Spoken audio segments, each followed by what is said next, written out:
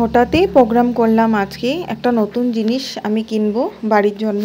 তো এসে পড়লাম দোকানে। তোমরা দেখে আইডিয়া করিয়ে নিয়েছো, যেহেতু আমি ভিডিও করছি অল্প যতটুকুই পেরেছি, যে একটা ওয়াশিং মেশিন নিব বলে ভেবেছিলাম। দুপুরে আমি ভেবেছি, ডিসাইড করেছি, আর বিকালে চলে গেছিলাম দোকানে।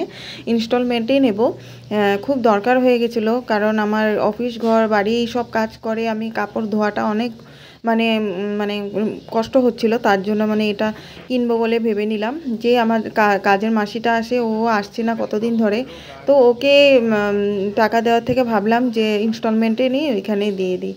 তারপর দেখো এই যে প্রসেসিং চলছে আমাদের নেওয়ার জন্য, একটা সিলেক্ট করলাম, পরে দেখাবো তোমাদের সাথে। আর দোকানটাও একটু শেয়ার করে নিলাম তোমাদের সাথে। দেখো দোকানে অনেক জিনিস আছে এখানে। আর আমার হাজব্যান্ডের যেহেতু বাজাজের কার্ড আছে, ওইখান থেকে নেওয়া হচ্ছে এটা ইনস্টলমেন্টে ওয়াশিং মেশিনটা। তো নতুন বাড়িতে কিছু কিনতে হলে জানোই তো কত খুশি হয়, তাই না? আমরা হচ্ছি মধ্যবর্তী পরিবারের মানুষ, তো কিছু একটা যদি ছোট্ট জিনিসও কিনি না, খুব আনন্দ হয়, অনেক আনন্দ নিয়ে গেছিলাম। তো দেখো এই যে এটা কেনা হয়েছে ওয়ালপুলের ওয়াশিং মেশিনটা। এটা ফাইনালি আমরা ডিসাইড করেছি, অটোমেটিক ওয়ালপুলের মেশিনটা। তো এটা বাড়িতে নিয়ে এসেছে, যে রেখে দিয়েছে।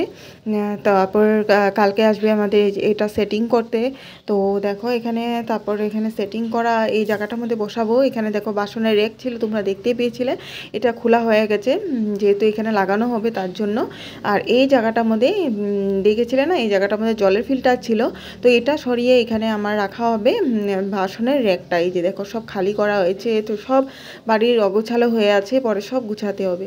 তারপর সেটিং করে চলে গিয়েছিল। তারপরে সন্ধ্যার সময় এসেছে, যে কোম্পানি থেকে মানুষ যেগুলো বুঝিয়ে দিয়ে যায়, কারণ আমরা নতুন নতুন জিনিস কিনলে আসে, ওদের ফ্রি সার্ভিস থাকে 2 বছরে।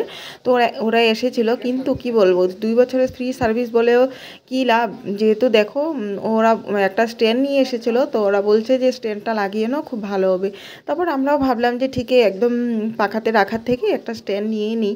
স্ট্যান্ডটার দাম ছিল 1300 টাকা ছিল স্ট্যান্ডটার দাম। আর আচ্ছা একটা কথা, আমার যে মেশিনটা আছে ওটার দাম পড়েছে তোমার 16,500 টাকা। আর তোমার ইনস্টলমেন্টে যেহেতু নিয়েছি, তার জন্য 800 টাকা মতন বেশি দিতে হয়েছে। তো ইনস্টলমেন্টে দিব মাসে মাসে 1375 আই থিঙ্ক এরকমই পড়বে। তারপরে নিয়ে নিলাম। আর দেখো না, আমি খুব এক্সাইটমেন্ট। তোমরা ভাবছো যে আমি একদম কেমনভাবে দেখাচ্ছি, হাদিগিল্লা টাইপের, কিন্তু না। আমরা যদি মধ্যবর্তী পরিবারে যদি একটা ছোট্টও জিনিস আসে না, ওটাও আমাদের জন্য খুব বড় জিনিস মনে হয়, অনেক আনন্দ মনে হয়, মনের মধ্যে একদম ফুর্তি মনে হয়। তো ছেলেটা যে ও বুঝিয়ে দিচ্ছে কিভাবে চলাতে হয়, কিভাবে কি করতে হয়, সব বুঝিয়ে দিচ্ছিল। আর একটা কথা সত্যি তোমাদেরকে আজকে না বলেও পারলাম না, যে আমি সত্যি কোনো দিন ভাবিনি এরকম করব বা কিছু কিনবো, এরকম এই ওয়াশিং মেশিন এগুলি কিনবো ভাবিই নি। কিন্তু যেহেতু আজকে আমি যতই হোক 1 টাকা হোক 2 টাকা একটা কামাচ্ছি, এটা দিয়ে আমি যে কিনতে পারলাম, এটার জন্য আমি নিজেকে খুব প্রাউড মনে করি। আর অবশ্যই আমার হাজব্যান্ডও হেল্প করেছে আমাকে এটা কেনার জন্য। একা তো আর পারবো না সব কিছু করতে, না, ওর তো সাপোর্টের দরকারই। হাজব্যান্ড ওয়াইফ তো একজনের পাশে না দাঁড়ালে তো কি আর হবে নাকি, না, তাই না? তো নিজের কামাই করে জিনিস কিনলে ওটার একটা অনুভূতি আলাদা হয়, তাই না? তো দেখো আমি সত্যি স্বপ্নগুলো যে আমার পূরণ হচ্ছে, আমার কোনো সময় আমি ভাবি যে কেন আমার এরকম স্বপ্ন পুরো হচ্ছে, নিজের উপরে নিজে ডাউট করি, কারণ এগুলো আমি কোনো দিন স্বপ্ন দেখিনি। কারণ আমি ভেবেছিলাম যে আমার স্বপ্ন এগুলো কোনো দিন পুরা হবে না, কিন্তু এক একটা করে যেটা অল্প অল্প করে স্বপ্নগুলো পূরণ হচ্ছে না, এটাই আমার মনে অনেক শান্তি দিচ্ছে। আর ভয়ও লাগছে, কেন জানি না, স্বপ্নগুলো পূরণ হচ্ছে তার জন্য আমার ভয়ও লাগছে একটু একটু। কেন জানি না, আমি বেশি খুশি দেখলে, যদি আমার লাইফে কোনো বেশি ভালো খুশি আসে, তখন আমার না একটু ভয় করে, কারণ খুশি আসলেই তো দুঃখটা বেশি হয় না। তো এর জন্য কিছু খুশির জিনিস যদি হয় আমার লাইফে, তারপর না আমার একটু ভয় লাগে যে আমার লাইফে আবার কিছু দুঃখ যাতে না আসুক। এটাই আমি খালি ভগবানের কাছে এটাই চাইবো, যাতে বেমার আজার কোনো বিপদ আমার বাড়িতে না আসে, বাকি একবেলা লাগলে খেয়ে বেঁচে থাকবো, কোনো প্রবলেম নেই। তো দেখো ওই যে তোমাদের কেমন লাগলো মেশিনটা জানাবে। আর আশা করি তোমাদের সবার বাড়িতে আছে, আমার বাড়িতে ছিল না, আমি নতুন এনেছি, তার জন্য আমি তোমাদের কাছে একটু দেখাচ্ছি। তারপর ও কেমনে করে একটু দেখিয়ে দিয়েছে। তারপর আমি কি করলাম, আমি বললাম যে ঠিক আছে তুমি যখন সব দেখিয়ে দিচ্ছ, আমি অল্প কাপড় দিচ্ছি, ওটাতে তুমি ভালো করে দেখিয়ে দাও। তারপর দেখবি আমি অল্প কাপড় নিয়ে এসেছি, কাপড় নিয়ে এটা দেখিয়ে দিয়েছে ভালো মতন। তারপরে দেখার পরে পরের দিন আমি নিজে নিজেই করেছি। খুব হেল্প হয়েছে কিন্তু আমার জন্য এই জিনিসটা। কারণ জানোই তো কাজে গিয়ে তারপরে এসে রান্না বাড়া খাওয়া দাওয়া সব বাচ্চা স্বামীকে সব কিছু করে নিজে করাটা অনেক কষ্টকর হয়ে যায়। তার জন্য এটা আমার অনেক হেল্প হয়ে গেছে। কাপড় ধোয়াটার ঝঞ্ঝাটটা আমার মানে মিটে গেছে।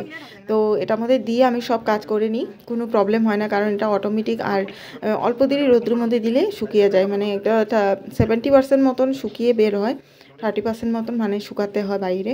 তো ব্যাপার না, শুকিয়ে যায় ফট করে। হ্যাঁ, আমার অনেক সুবিধা হয়েছে। রাত্রেবেলাও আমি এটা ইউজ করতে পারবো, কাপড় ধুতে পারবো। আগে যেমন সকালবেলা না হলে আমি ধুতেই পারতাম না, বা সানডে না হলে ধুতে পারতাম না, কারণ সময়ের অভাবে। এখন আমি এটা রাত্রেবেলাও আমার হাতও ভিজে না, কত ভালো না, হাতও ভিজবে না আমি এটা যদি ইউজ করি। তো ভালো লাগলো আমার, অনেক খুশি লাগছে মনে, মানে নতুন জিনিস এসেছে বাড়িতে, অনেক খুশি, কি বলবো। নতুন জিনিস আসলে কার না খুশি লাগে, তাই না? তো তেমনই আমারও হয়েছে। তো দেখি আরও কি কি পুরা করে ভগবানে আমার লাইফের মধ্যে কি কি জিনিস, তাই হ্যাঁ তাই ভাবছি আর কি। তো মোটামুটি আমার একটা একটা করে আশাগুলো পূরণ হচ্ছে।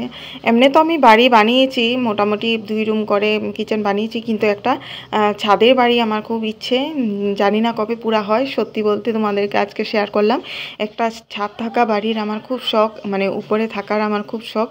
তো এটাও ভগবানে পুরা করে দেখ, এটাই আশা করি। বাই সবাই।